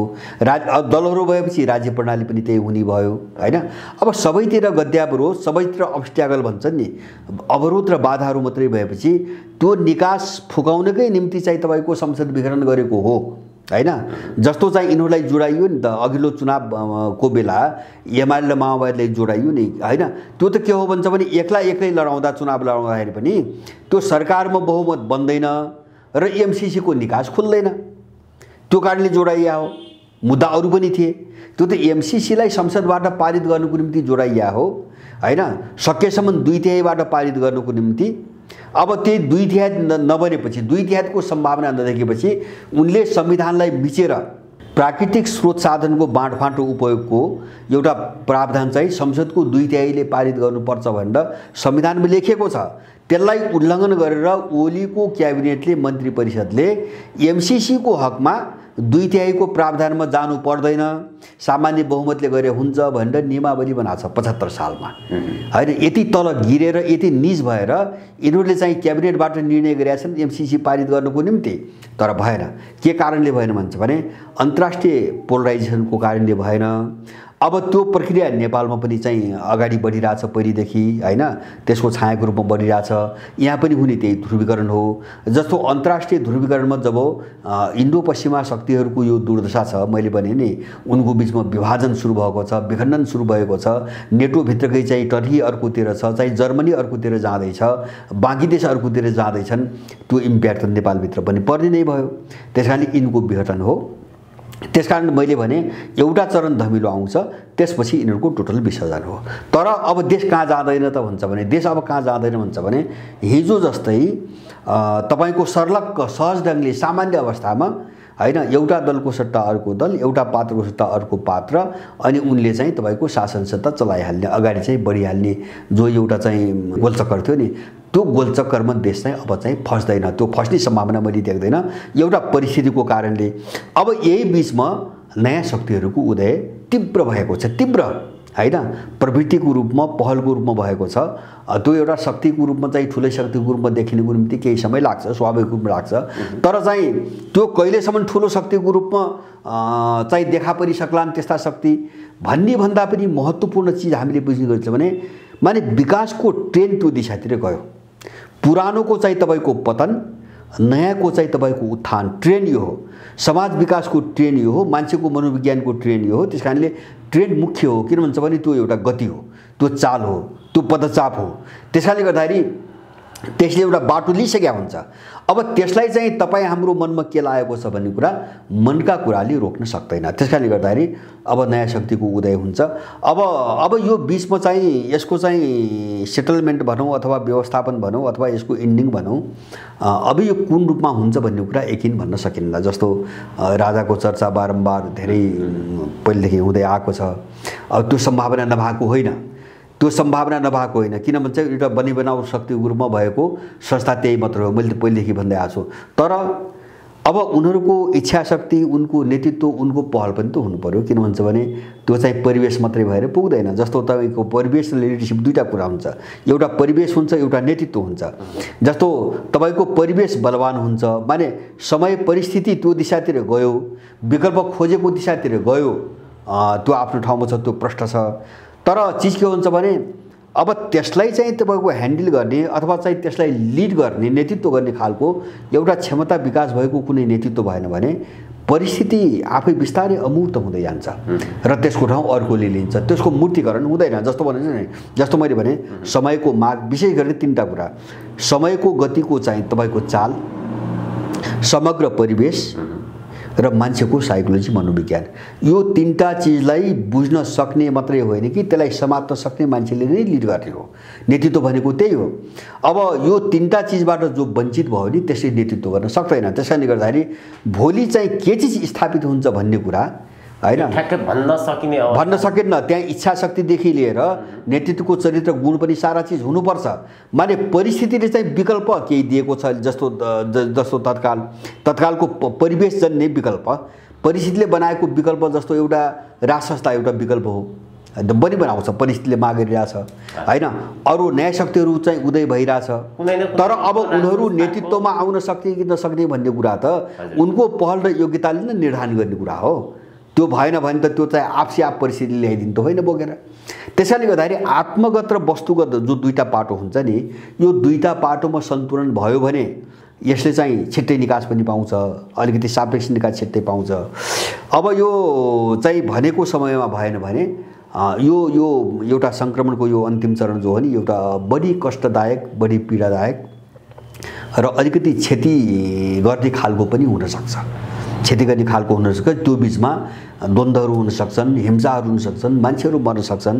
किन कोसिस त सबै पक्षले आफ्नो तर्फबाट त गर्ने नै भए, अन्तिम शक्ति त लगाउने नै भए। तर म ढुक्क भएर चाहिँ मैले भन्न सक्ने कुरो के हो भन्छ भने यिनीहरूको पराजय हुन्छ। अब यिनीहरू एउटा शक्तिको रूपमा चाहिँ यिनको पुनरोदय हुने र यिनले चाहिँ देश हाँक्ने सम्भावना बिल्कुल अन्त्य भएको मैले देख्छु। त्यसकारणले यिनको यो यिनीभित्रको जो टुटफुट विग्रह चाहिँ मार्काट छ नि, यसको पनि अब चाहिँ समाधान छैन भन्ने चाहिँ कुरामा म स्पष्ट छु। अहिले दलहरूभित्र देखिएको विवाद अथवा जे घटनाक्रमहरू अगाडि देखिएका छन् राजनीतिक नेपालको राजनीतिमा, यो सबै चलाइरहेको रले हो होइन? सबै छन्। जस्तो र मात्रै छैन, जस्तो मोदीको सत्ता आरएसएस छ, जस्तो अहिलेको यो देख्नुभयो भने यो यिनको झगडामा देख्नुहुन्छ भने जस्तो प्रचण्डहरूलाई हामीले र भन्थ्यौँ, साउथ ब्लक भन्थ्यौँ होइन, त्यहाँको कर्मचारी तन्त्र यिनीहरूले चाहिँ उचाल्दै आएको प्रयोग पनि हिजो 10 वर्ष तिनीहरूले गरे, अहिले पनि तिनीहरूले उचालिरहेछन्। र अर्कोतिर चाहिँ तपाईँको ओलीलाई के हुन्छ भने आरएसएसले चाहिँ आशीर्वाद दिइरहेछ पछिल्लो चरणमा। मैले भने नि, जस्तो आरएसएसले भने के हो भन्छ भने ओली र प्रचण्ड माधव नेपालहरूको झगडामा भारतको संस्थापन पक्ष अहिलेसम्म बोलेको छैन। बीजेपीका नेताहरू अथवा चाहिँ सरकारका मान्छेहरू ओलीको विरुद्धमा बोलेका छैनन्। संसद विघटन गर्दाखेरि पनि चाहिँ र साउथ ब्लकको पाटो मात्रै बोल्यो। जस्तो श्यामशरणहरू बोले विरोधमा, एसडी मुनिहरू बोले, तर आरएसएस बीजेपी पक्ष बोलेको छैन। अब यो रणनीति के हो भन्छ भने नेपालमा जति पनि आफ्नो नेटवर्क बनाए नि इन्डियनहरूले, त्यो चाहिँ साउथ ब्लकहरूले बनाएको नेटवर्क हो वर्षौँदेखि। आरएससी बीजेपी चाहिँ भर्खरै सत्तामा आएको हो, यो दोस्रो कार्यकाल हो मोदीको। त्यस कारणले उनीहरूको आफ्नो नेटवर्क छैन, उनको आफ्नो भरपर्दो नेटवर्क छैन।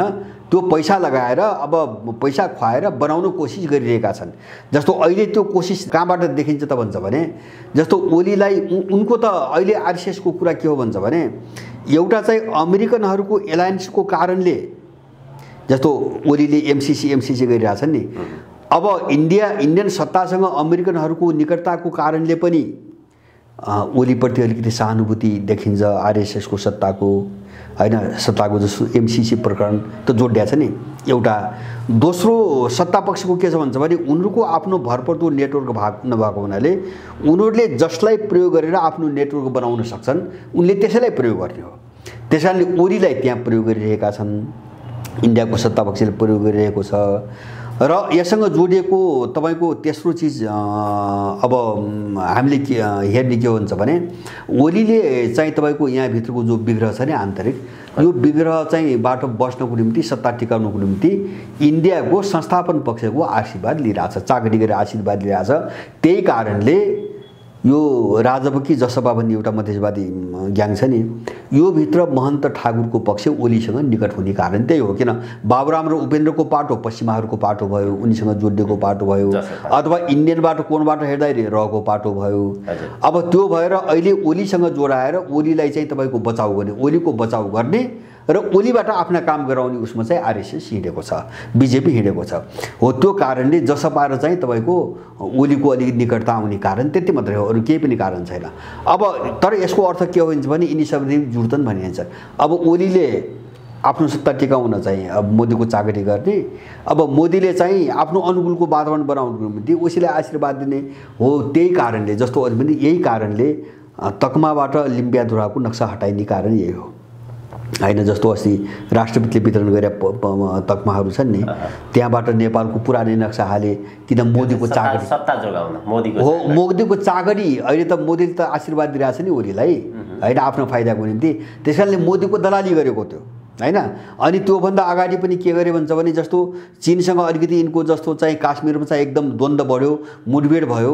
ठ्याक्कै त्यो मुठभेडमा चाहिँ अमेरिकनहरूले के गराइदियो ओलीलाई भन्छ भने, इन्डियासँग सम्बन्ध नर्मल बनाऊ हैन, नचर्क्यो, यो नसाको कुरो नचर्काऊ, यसलाई मत्थर पारेर इन्डियनलाई अलिकति खुसी पार मोदीहरूलाई भनेपछि यिनले के गरे, पुस्तकमा छापिरहेको नक्सा रोकेनन्।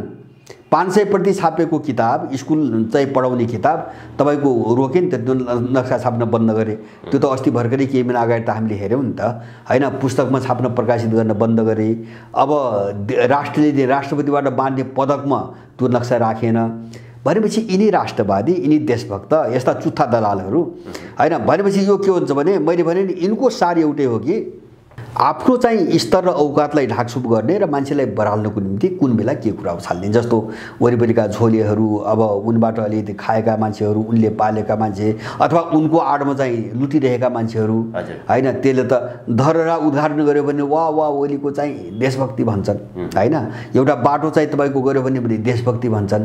उनले एजेन्डामा किन त्यही भन्नको निम्ति यस्ता गरिन्छ। मैले भने नि, हिजो चाहिँ तकमामा त्यो नक्सा कटाएर चाहिँ वितरण गर्ने हैन निकृष्ट मान्छेहरू, त्यो स्तरका मान्छेहरू अब अहिले आएर चाहिँ राम र सीताको चाहिँ तपाईँको ठोरीमा उ गर्ने नाटक देखाउने। अनि यो नाटक उनको देशभक्ति भने कसले पत्याउँछ भनेपछि यस्तो खेल सधैँभरि खेल्दै आछन्। मैले भने नि हजुर, एउटा गोप्य स्रोतले के भन्यो भने, अहिले रले चाहिँ कस्तो प्रकारको खेल खेलिरहेको छ भने, पहिलो चरणमा कम्युनिस्टहरूलाई सिद्ध्याउने, त्यसपछि कङ्ग्रेसलाई सिद्ध्याउने, अन्य दलहरू सबैले सिद्ध्याउने, र अन्तिम चरणमा जो एउटा राज संस्था सम्बन्धी एउटा शक्ति छ त्यो शक्तिलाई अन्त्यमा सिद्ध्याउने, यी जम्मैलाई सिद्ध्याएपछि अनि आफू अनुकूल एजेन्डा ल्याउने, यस्ता प्रकारका चाहिँ खेलहरू भइरहेका छन् भनेर एउटा गोप्य स्रोतले भने यो यसमा कति छ? होइन, त्यसमा त शङ्कै छैन। जस्तो मैले त झन्डै 1 दर्जन पटक भनिसकेको छु है। जस्तो इन्डो पश्चिमा शक्तिको गेम के हो भन्छ भने पहिलो नेपाललाई असफल राज्य घोषित गर्ने र यहाँ बहुराष्ट्रिय सेना ल्याउने वा साम्प्रदायिकताको आडमा अथवा नागरिकताको आडमा नेपालको विखण्डन गर्ने र नेपालमा इजरायलको निर्माण गर्ने, हैन? जस्तो पश्चिमी एसियामा इजरायल बनाउने, इजरायलमा अर्को नेपाल बनाउने र त्यो आफ्नो फौजी स्टेसनका रूपमा बदल्ने। यो दुईटा कुरा नहुँदासम्म चीनका विरुद्ध बस्ने उनको सैनिक क्याम्प नेपाल त बन्न सक्दैन। या त असफल राज्य घोषित भएर उनको बहुराष्ट्रिय सेना आउनु पर्यो, या नेपाल विखण्डन भएर कुनै एउटा टुक्रामा उनी आएर बस्नु पर्यो इजरायलमा बसे जस्तै, हैन? नत्र त नेपाल त उनको चाहिँ सैनिक बेस क्याम्प त हुँदैन तिब्बत टुक्राउनुको निम्ति। अब यसको निम्ति मैले बारम्बार म फेरि दोहोऱ्याउँछु, साह्रै महत्त्वपूर्ण छ। उनले नेपाललाई समाप्त पार्न छानिकन केही चिजमाथि हमला सुरु गरे सुरुदेखि। जस्तो त्यसमध्ये एउटा हमला नेपालको इतिहास, जस्तो चाहिँ पृथ्वीनारायण शाहमाथि आक्रमण, नेपालको पूर्ण एकीकरणलाई यिनले गोर्खा साम्राज्यको विस्तार भन्न लगाए र पृथ्वीनारायणलाई खलनायक बन्न लगाए। त्यसको कारण के थियो भन्छ भने नेपाल, वर्तमान नेपाललाई यसको इतिहासबाट अलग्याइदिने र इतिहासबाट अलगिसकेपछि त नेपाल त सिद्धियो। उनले इतिहासमाथि एट्याक गरे एउटा। दोस्रो चाहिँ तपाईको सामाजिक सम्बन्धमाथि आक्रमण गरे। जस्तो हामी बोलिरहेको भाषालाई, सम्पर्क भाषालाई उनले खस भाषा भनी प्रचार गर्न लगाए, जबकि यो खस भाषा होइन। मलाई चाहिँ खस भाषा म पनि बुझ्दिनँ, जो सुदूरपश्चिममा बोलिन्छ त्यो खस भाषा म पनि राम्रोसँग बुझ्दिनँ। र अब यो भाषामाथि आक्रमण गरेर यसलाई खारिज गराउने कुरा चाहिँ कहाँबाट आएको थियो त भन्छ भने मेचीदेखि महाकाली, उत्तरदेखि दक्षिण चाहिँ जो एउटा विभिन्न समुदाय, सबै समुदायको बिचमा सम्पर्क हामी जोडिने त एक मात्र माध्यम यहाँको बसेको त भाषा हो। अब यसलाई खारिज गरिदिएपछि सबै समुदाय अलग थलग हुन्छन्, एउटाको अर्कोसँग सम्बन्ध हुँदैन, बन्द हुन्छ र त्यहाँबाट चाहिँ अलग्याउने दोस्रो रणनीति। तेस्रो मैले भन्ने गरेको छु भूगोलको खण्डीकरण, भूगोल निशाना बन्यो।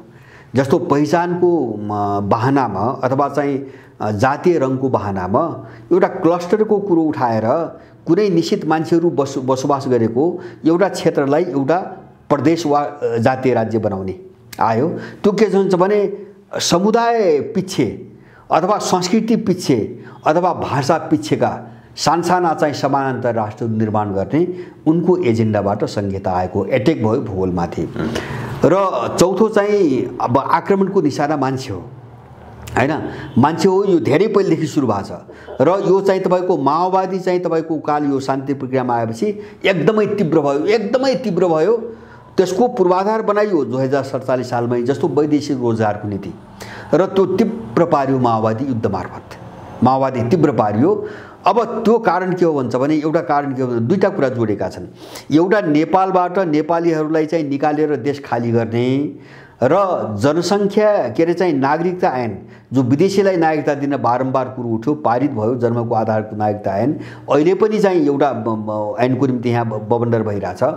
अनि नागरिकताबाट विदेशीहरू सबै नेपालमा भर्ने र तिब्बत विभाजनको निम्ति लड्नको निम्ति विदेशीहरूकै एउटा विशाल फौज बनाउने नेपाली नागरिकताको खोलभित्र उनको त्यो रणनीति छ। किन त्यसको निम्ति त नेपाली त लड्दिन्न नि, तिब्बत टुक्राउनुको निम्ति नेपाली त लड्दिन्न, त्यसकारणले नेपाली निकाल्ने विदेशी भर्ने नागरिकता ऐन त्यहाँबाट आइरहेछ। र अब दोस्रो वैदेशिक रोजगारको नीति मैले बारम्बार भनेको के हुन्छ भने मान्छेलाई तीनटा चरणबाट उनले समाप्त पार्न खोजिरहेछन्। एउटा पहिलो चरण हो अलगाव। अलगाव भनेको तपाईको परिवारबाट अलग, समाजबाट अलग, देशबाट अलग, जस्तो वैदेशिक रोजगारमा त्यही भइरहेछ। अनि मान्छे अलगियो, सबैतिरबाट अलग थलग भयो भने उसमा निराशा आउँछ, स्वाभाविक छ। त्यसकारणले दोस्रो चरणमा ऊ फ्रस्ट्रेसनमा जान्छ, निराशामा जान्छ, हैन? माने केही गर्न सकिन्न भने भाव पैदा हुन थाल्छ, मनोविज्ञान बिग्रन्छ। अनि त्यो चाहिँ निराश हुँदै गएको मान्छे तेस्रो चरणमा कहाँ पुग्छ? डिप्रेसनमा पुग्छ। अब डिप्रेसन भने के हुन्छ भने एउटा भ्याकुम खालीपनको अवस्था हो, दिमागमा केही पनि हुँदैन, सोच्नै सक्दैन मान्छेले। हो त्यो चरणसम्म मान्छेलाई पुर्याएर नेपालीहरूलाई वैदेशिक रोजगारको नाममा डिप्रेसनमा पुर्याएर अनि उसको खाली दिमागलाई चाहिँ आत्मघाती बमको रूपमा प्रयोग गर्ने देशकै विरुद्धमा र चिनीहरूको विरुद्धमा यो सबै डिजाइनले चाहिँ मान्छेमाथि आक्रमण गरियो, हैन? सामाजिक सम्बन्धमाथि, इतिहासमाथि, भूगोलमाथि, हैन? अब यस्तो धेरै चाहिँ निशाना उनले बनाएका छन्।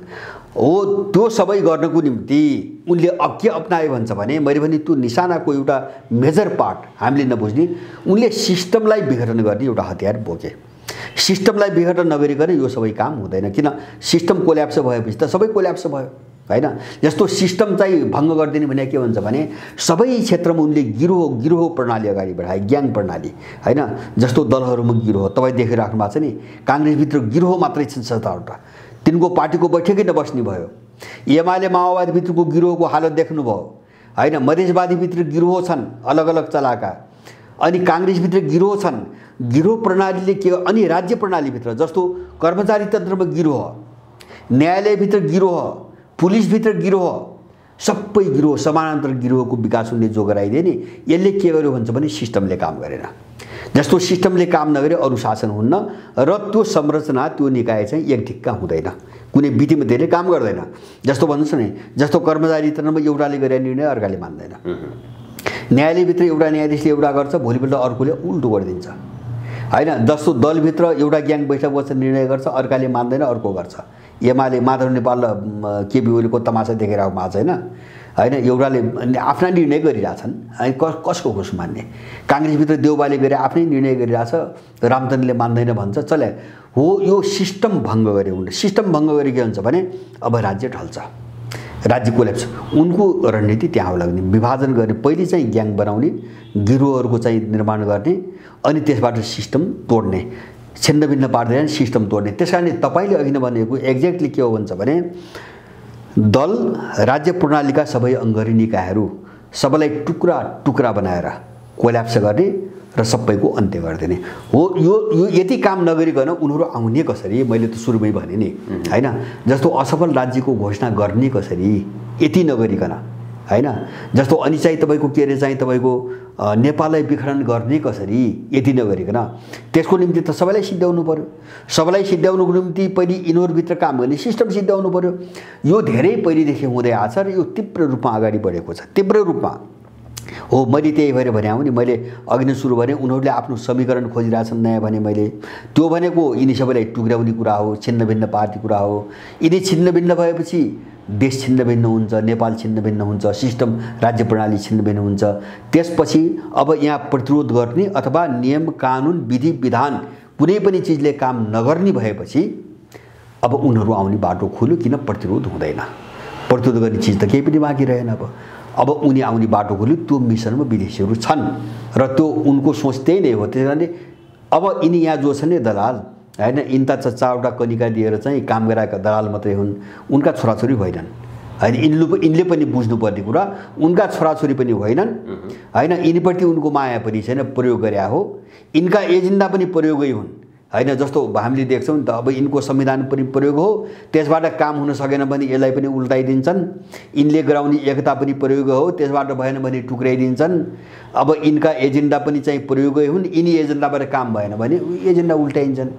त विदेशको मिसन सधैँभरि यस्तै हुन्छ हैन। जस्तो अमेरिकाले बिन लादेन उठायो, आफै मार्यो, सद्दामलाई चाहिँ कुगराएर सत्तामा ल्यायो, इरानसँग लडायो, आफै मार्यो हैन। अफगानिस्तानमा चाहिँ तपाईँको के अरे चाहिँ तालिबान पनि यसरी बनाएको।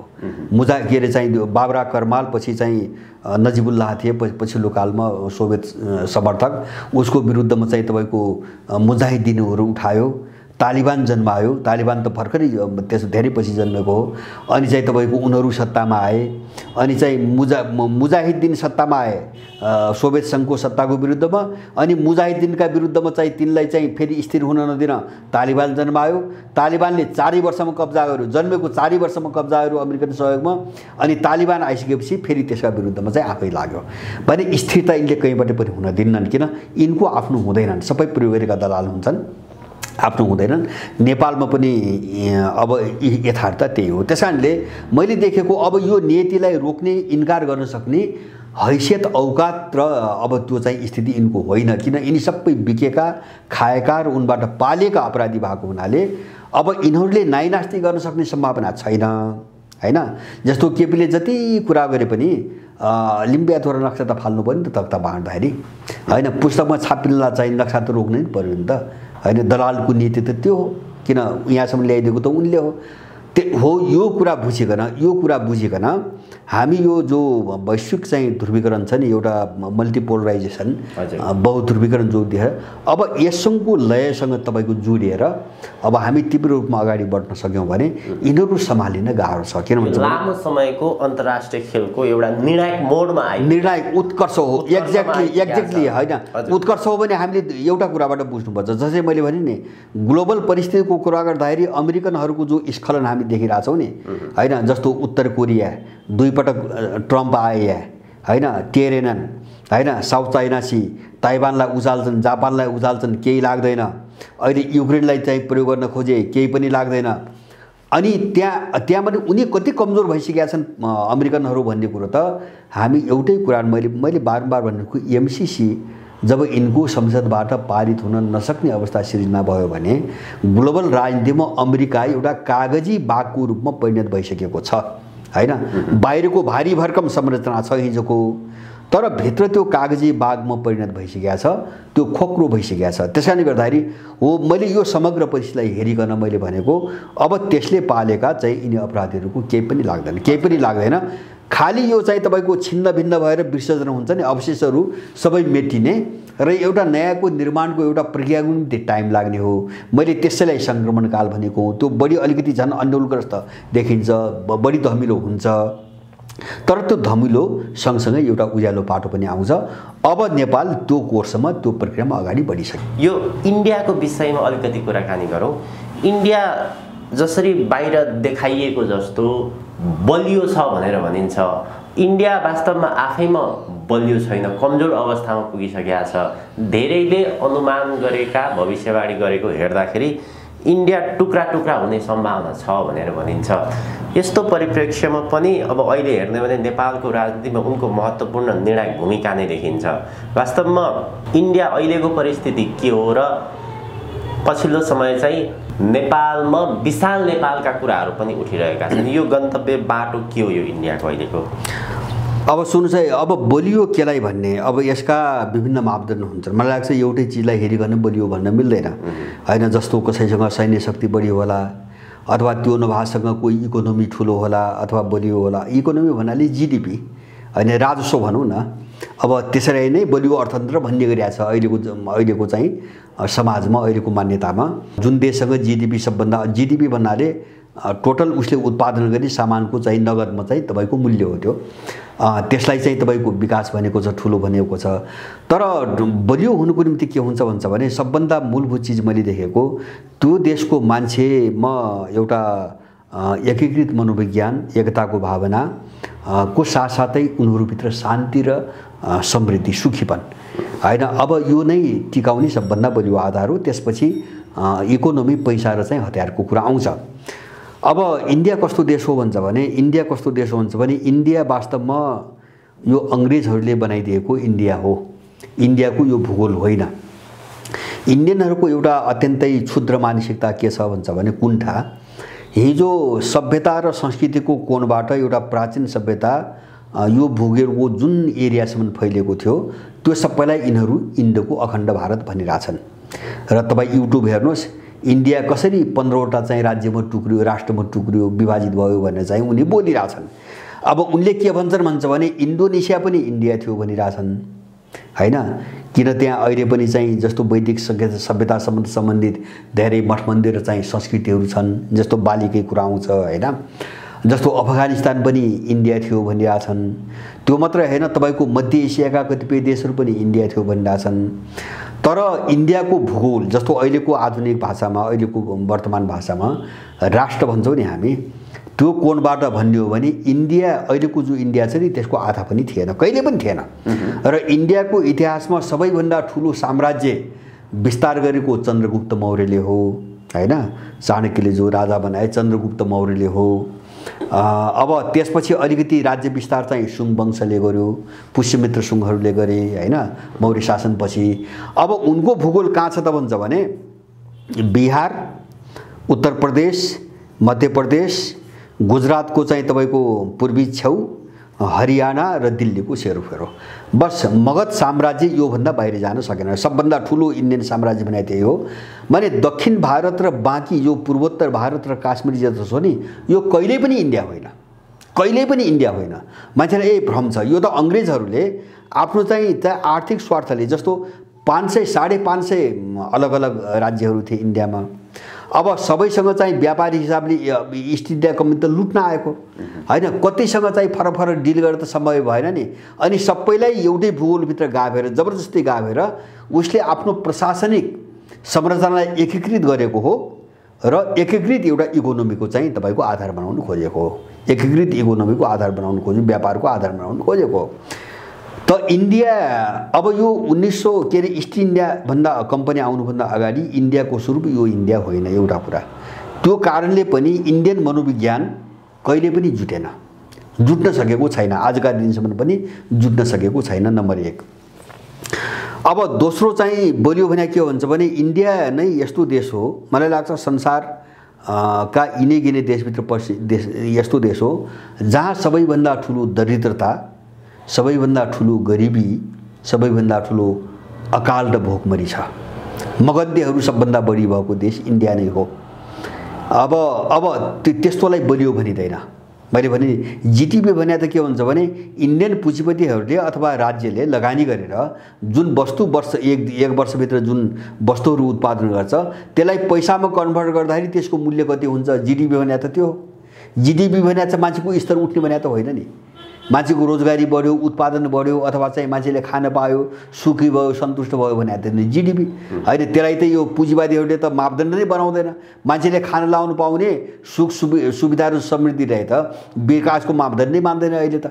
त्यस कारणले अब जिडिपी बढी देखिन्छ तर जनता एकदम कमजोर छ, एकदम दुखी छ, एकदम फ्रस्ट्रेट छ इन्डियामा। अब तेस्रो चिज के हो भन्छ भने मैले अघि नै भने इन्डियालाई उत्तरदेखि दक्षिण, पूर्वदेखि पश्चिमसम्म जोड्ने कुनै पनि कडी छैन। जस्तो मैले यहाँ हाम्रो दुईटा कडी छ। एउटा हाम्रो जनसङ्ख्या वितरणले सबै समुदायलाई एक ठिक्का बनाएको छ हैन। कुनै नेपालको कुनै एउटा यस्तो गाविस भेट्नुहुन्न जहाँ एउटै समुदाय बस्छ, सबै मिसिएको संरचना छ हैन। हामीलाई सबैलाई एउटै बनाइराखेको छ। दोस्रो हाम्रो भाषाले सबैको बिचमा सम्पर्क गर्ने एउटा माध्यम बनाएको छ। इन्डियामा यो केही पनि छैन।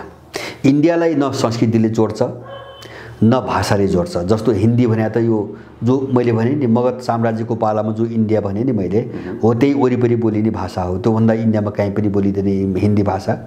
न भाषाले जोड्छ न अर्थतन्त्रले जोड्छ, केले पनि जोड्दैन। इन्डिया विखण्डित छ हैन।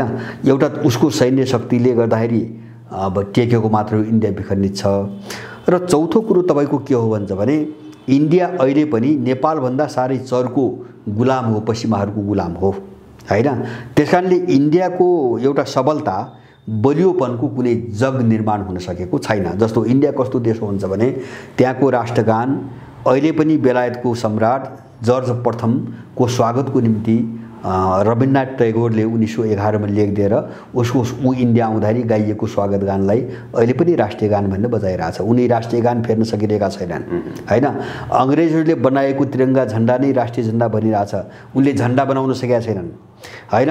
अब उनको देशमा को सर्वोच्च अदालतमा अङ्ग्रेजी भाषा बाहेक अरू भाषा वैधानिक छैन, उनले त्यो गर्न सकिरहेका छैनन्। र उनको सर्वोच्च अदालतले टुङ्ग्याउन नसकेका मुद्दाहरू अहिले पनि ब्रिटिस अदालतमा ब्रिटिस कानुन अन्तर्गत लडिन्छन्, अन्तिम फैसला उहाँ हुन्छ, त्यसलाई बदल्न सकिरहेका छैनन् हैन। यस्ता समस्याहरू इन्डियाका धेरै छन्। र बेलायतकी रानी अथवा भोलि राजा होला, अब त्यो इन्डिया आउँदाखेरि भिसा लगाउनु पर्दैन, यहाँको रानी राजाकै हैसियतमा आउँछन् भने यो चिज पनि बदल्न नसकेको हालतमा इन्डिया गुज्रिरहेको छ। त्यसकारणले गर्दाखेरि अब इन्डियालाई उनको अनुकूल नहुँदाखेरि पनि उनले टुक्राइदिन सक्छन् हैन। मैले त के धेरै युट्युब हेरेँ, ब्रिटिसहरूले 79 वर्षको निम्ति लिजमा दिएको भन्ने कागज गराएका छन् रे। त्यो धेरै मान्छेले भनिरहेछन्। अब राजीव दीक्षितको त मैले के सुने भन्छ भने ब्रिटिस लाइब्रेरीमा गएर त्यहाँ हेरेर पढेर नै उनी चाहिँ त्यो आएको लिजमै दिएको छ इन्डियालाई 79 वर्ष। 79 वर्षपछि जस्तो अब 2046 मा त्यो अवधि सकिन्छ, त्यो अवधि सकिन्छ। अब दुईटा कुरा हुने भए अब विश्वको समग्र परिस्थिति अर्कै ढङ्गले गयो भने त त्यो लिजको चाहिँ कागजले काम नगर्न पनि सक्छ। तर यस्तै स्थिति रह्यो र इन्डियाको हालत यही हुने र अब फेरि ब्रिटिसहरुकै बोलवाला पनि अहिले जे छ नि यस्तै रहने हो भने इन्डिया त फेरि चाहिँ ब्रिटिसहरुको कन्ट्रोलमा जान पनि सक्ने भयो सम्झौताबाट। माने त्यो हालतमा भएको एउटा छ हैन। उनले पनि कुनै बेला टुक्राइदिन सक्छन्। र अर्को चाहिँ विश्वको अहिलेको मैले भने सारा पश्चिमा ब्रिटिसको चाहिँ उसमा सबै पश्चिमा नियन्त्रणपछि इन्डिया, पश्चिमाहरुबाट कहिले पनि मुक्त हुँदैन इन्डिया। त्यो हालत छ। त्यही भएर उ सधैँभरि चीनको विरुद्धमा चाहिँ उनले प्रयोग गरे नि, सधैँभरि एउटा विस्तारवादी शक्तिमा प्रयोग गरे नि। त्यसको खास कारण छ। त्यो कारण हो इन्डिया पश्चिमाहरुबाट बलियोसँग चाहिँ गाँजिएको छ, आफ्नो ढंगले काम गर्नै सक्दैन।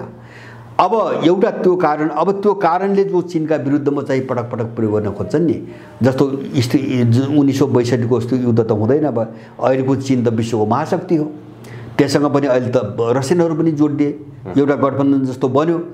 अब चाहिँ युद्ध भयो र पश्चिमाहरुले प्रयोग गरे इन्डियालाई प्रयोग हो भने यो पक्षबाट, यो शक्तिबाट तपाईको 24 घण्टा भित्रै इन्डिया टुक्रा टुक्रा हुन्छ, टुक्रा टुक्रा हुन्छ। त्यसलाई थ्याक्न सक्ने, रोक्न सक्ने कुनै पनि सामर्थ्य इन्डियासँग छैन। त पूर्वोत्तर इन्डियादेखि लिएर काश्मीरदेखि लिएर त्यो मात्र हैन, अहिले गुजरातमा चाहिँ जुनागढमा पनि चाहिँ पाकिस्तानले दाबी गर्न थाल्यो हैन। जस्तो हैदराबादमा त्यस्तै असन्तुष्टि छ। अब अंग्रेजहरु गएपछि इन्डियाले धेरै पछि कब्जा गरेको हैदराबादलाई, गोवाको केस त्यही हो हैन। यस्तो समस्या इन्डियामा धेरै छ। त्यसकारणले गर्दाखेरि इन्डिया अबको यो चाहिँ जो ध्रुवीकरण हो नि, यो ध्रुवीकरणमा चाहिँ इन्डिया विभाजन हुने सम्भावना एकदम बढी छ, एकदम अप्ठ्यारो ठाउँमा बढी छ इन्डिया। त्यसकारणले इन्डिया चाहिँ उनीहरूले ठेक्न नसक्ने गरी टुक्रा टुक्रा भएर जान सक्छ। मलाई लाग्छ त्यो परिस्थिति आउँछ। इन्डियनहरुको अहिलेको रोल हेर्दाखेरि त्यो बाटोमा इन्डियनहरु पुग्छन् भन्ने कुरा चाहिँ मलाई बढी विश्वास छ। हजुर, छोटकरीमा अब यो विशाल नेपालको कुरा, किनभने नेपालको अहिले जो पूर्व मेचीदेखि महाकालीसम्मको नक्सा भनिएको छ त्यो वास्तविक नेपालको नक्सा होइन। नेपाल भनेको चाहिँ जुन विशाल नेपालभित्र पर्दछ, वास्तविक नेपालको संरचना भनेको चाहिँ त्यो प्रायोजित रूपमा नेपाललाई अहिले राष्ट्रिय गानको कुरा गर्ने हो भने सार्वभौम फैलिएका मेची महाकाली भनेर भनिएको छ। पहिलो कुरो त कुनै पनि देशको राष्ट्रगानमा भूगोल उल्लेख गरे हुँदैन, यो प्रायोजित रूपमा नेपालको राष्ट्रगान आएको छ भनेर भनिएको छ। र भविष्यमा नेपालको विशाल नेपाल फिर्ता हुन्छ भन्ने खालको कुराहरू पनि आइरहेका छन्, घटनाक्रम पनि त्यसरी नै मोडिएको छ। यो विषयलाई तपाईले कसरी अध्ययन गर्नुभएको छ? वैद्य यस्तो हो, यो हामीले प्रयत्न गरेर आउने नगरे नआउने भन्ने कुरै होइन। मैले बुझे के हुन्छ भने नेपाल काँगडादेखि टिस्टासम्म पुगेको हो, नेपाल थियो, त्यो सबैले बुझेको कुरो भयो। अब त्यो भूभाग अवैधानिक ढंगले चाहिँ खोसिएको छ, त्यो पनि सबै नेपालले बुझ्नुपर्छ। किन सुगौली सन्धि नै वैधानिक छैन हैन। सुगौली सन्धि के हो भन्छ भने यहाँको राजाले अंग्रेजसँग वार्ता गर्न पठाएको मान्छेले सही गरेको छ हैन, उसलाई जबकि सही गर्न मान्छे गायब हैन। उनले जागिर दिएर ठुलो सम्पत्ति दिएर इन्डियामा उतैतिर राखे, उनको खलक उतै छ, गायब त हुने नै भए हैन। ठुलो बिर्ता दिए नि, हजारौं चाहिँ तपाईको बिघा जमिन दिए। चन्द्रशेखर र अर्को एकजनाको गाथे, दुईटीलाई किन्यो नि ब्रिटिसहरुले। उनलाई हस्ताक्षर गर्ने अधिकार पनि थिएन, उनले गरे, राजाले लालमोहर लाएन। त्यसैले सन्धि नै अवैधानिक छ। त्यो कुरोबाट हामीले चाहिँ हिजोको नेपालको कुरो गर्नुपर्छ, नगर्ने होइन। अब त्यो फर्किने नफर्किने कुरा के हो भन्छ भने अब ठुलठुला उथलपुथल र चाहिँ तपाईको युद्धका बेला धेरै देशका नक्साहरू चाहिँ तपाईको गुमेका छन्, धेरै नयाँ नक्साहरू बनेका छन् सबै युद्धमा। पहिलो विश्वयुद्धमा त्यही भयो हैन, पछि त्यही भयो, दोस्रो विश्वयुद्धपछि त्यही भयो हैन। अस्ति 2014 मा क्रिमियामा हामीले देख्यौं हैन, युक्रेनै भयो भनेपछि अब नहुने कुरै छैन, हुन्छ नै। त्यसैले गर्दाखेरि त्यो हामीले प्रयत्न नगरे पनि त्यो परिस्थिति आउन सक्छ। तर हामीले अहिले हेर्ने के हो भन्छ भने जस्तो एक थरी मान्छेको देख्छु नि मैले, ग्रेटर नेपालको मात्रै कुरा गर्ने हैन। जस्तो इमिडिएटली यति बेला हामीले के हुन्छ भने हामी त्यो सन्धि मान्दैनौं, त्यो अवैधानिक छ, हामी यो अडानबाट पछि हट्न हुँदैन।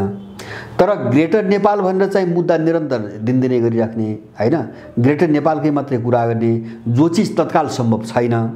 तर नेपाल जहाँ चाहिँ पिसिएको छ, जहाँ समस्याग्रस्त छ, विदेशले जहाँ हानि राखेको छ, अहिलेका मुद्दामा बोल्दै नबोल्ने एउटा खराब प्रवृत्ति यहाँ देखा परिरहेछ। जे लड्नु पर्ने छ अहिले त्यो विषयमा चाहिँ एक शब्द पनि बोल्दैन हैन। जुन चीज अहिलेको निम्ति व्यावहारिक छैन, व्यावहारिकताको कोणबाट है, जुन चीज व्यावहारिक र सम्भव छैन त्यो मुद्दा मात्रै उछाल्ने गर्दाखेरि यिनीहरूको बुझाइ के हो भन्ने छ क्या मलाई लाग्छ। यिनको बुझाइ के हो जस्तो हामीले त्यो चाहिँ सुगौली सन्धि इन्कार गरिसकेपछि त्यो ग्रेटर नेपाल भन्नै पर्दैन। सुगौली सन्धि हामीले नमानेपछि त्यो अवैधानिक हो, गलत ढङ्गले लादेको हो भनेपछि त नेपाल जो थियो त्यही नेपाल हुने हो हैन। तर अब त्यो सुगौली सन्धि हामी स्वीकार गर्दैनौँ भन्ने एउटा चाहिँ आफ्नो मान्यतामा अडिग भएर हामी त अहिलेका समस्यासँग भिड्नुपर्ने हो नि। तर ती मान्छे अहिलेको समस्याको विषयमा एक शब्द बोल्न चाहन्न हैन। यो गलत प्रवृत्ति छ यहाँ। त्यसैले गर्दाखेरि यस्ता चिजहरू बोल्नुपर्छ, जस्तो रणनीतिक रूपमा आफ्नो स्ट्यान्ड राख्ने, अडान राख्ने र कार्यनीतिक रूपमा अहिले हाम्रो अगाडि सामना गरेर समस्या त लड्नु पर्यो नि। त्यसैले यो दुईटाको बिचमा तालमेल भएन भने त दुवै लडाइँ कमजोर हुन्छ। त्यो न हिजोको ग्रेटर नेपाल हुन्छ न चाहिँ अहिलेको समस्या हल हुन्छ। त्यसकारण यो दुईटा अतितिर चाहिँ तपाईँको चाहिँ एउटा उ गर्ने छ नि त। यो समस्याबाट हामी जोगिनुपर्छ भन्ने लाग्छ मलाई। अब नेपाल अब हिजो त्यहाँसम्म थियो र त्यो गलत ढङ्गले अवैधानिक ढङ्गले कब्जा गरिएको हो भन्ने कुरामा हामी सबै प्रष्ट हुनुपर्छ। यथार्थ पनि त्यही हो। हस्, अत्यन्त धेरै धन्यवाद यहाँको महत्त्वपूर्ण समय र विचारको लागि। हजुर, धन्यवाद यहाँलाई पनि।